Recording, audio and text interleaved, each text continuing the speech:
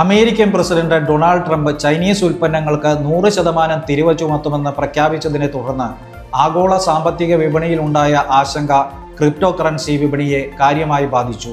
ശനിയാഴ്ച ഒറ്റ ദിവസം കൊണ്ട് ഏകദേശം $19 ബില്യൺ മൂല്യമാണ് വിപണിയിൽ നിന്ന് തുടച്ചു നീക്കപ്പെട്ടത്. ചരിത്രത്തിലെ ഏറ്റവും വലിയ ഒറ്റ ദിവസത്തെ ക്രിപ്റ്റോ ലിക്വിഡേഷനുകളിൽ ഒന്നായാണ് ഈ തകർച്ച വിലയിരുത്തപ്പെടുന്നത്. ബിറ്റ്കോയിൻ, എതേറിയം തുടങ്ങിയ പ്രധാന കറൻസികളുടെ വില കുത്തനെ ഇടിഞ്ഞു. ബിറ്റ്കോയിൻ കഴിഞ്ഞ ആഴ്ചയുടെ തുടക്കത്തിൽ $1,25,000 എന്ന റെക്കോർഡ് ഉയരത്തിലെത്തിയ ശേഷമാണ് വലിയ തോതിൽ ഇടിഞ്ഞത്.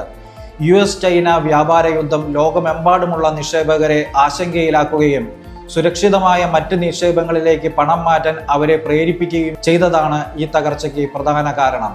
ട്രംപിന്റെ പ്രഖ്യാപനം സൃഷ്ടിച്ച വിപണിയിലെ ചാഞ്ചാട്ടം താൽക്കാലികമാണെന്ന് കണ്ട് കുറഞ്ഞ വിലയിൽ ബിറ്റ്കോയിൻ പോലുള്ള ക്രിപ്റ്റോ ആസ്തികൾ സ്വന്തമാക്കാനാണ് ഇന്ത്യൻ നിക്ഷേപകർ തിടുക്കം കൂട്ടുന്നത്. ക്രിപ്റ്റോ വിപണിയിലെ അസ്ഥിരത അവസരമായി കാണുന്ന ഒരു വിഭാഗം നിക്ഷേപകരുടെ മനോഭാവമാണ് ഈ ഇന്ത്യൻ ഡിപ് ബൈയിങ് തിരക്ക് വെളിവാക്കുന്നത്. ഏതൊരു വിപണിയിലും തിരുത്തലുകൾ സാധാരണമാണ്. ക്രിപ്റ്റോയും ഒരു അപവാദമല്ല. എങ്കിലും അതീവ ശ്രദ്ധയോടെ മാത്രം നിക്ഷേപം നടത്തേണ്ട ഒരു വിപണിയാണ് ക്രിപ്റ്റോ എന്ന് സാമ്പത്തിക വിദഗ്ധർ മുന്നറിയിപ്പ് നൽകുന്നു. ക്രിപ്റ്റോ കറൻസികൾക്ക് സമഗ്രമായ നിയമപരമായ ചട്ടക്കൂട് ഇന്ത്യയിൽ ഇല്ലാത്തത് സംബന്ധിച്ച നിങ്ങളുടെ ആശങ്കകളും നിർദ്ദേശങ്ങളും കമന്റ് സെക്ഷനിൽ പങ്കുവയ്ക്കുക.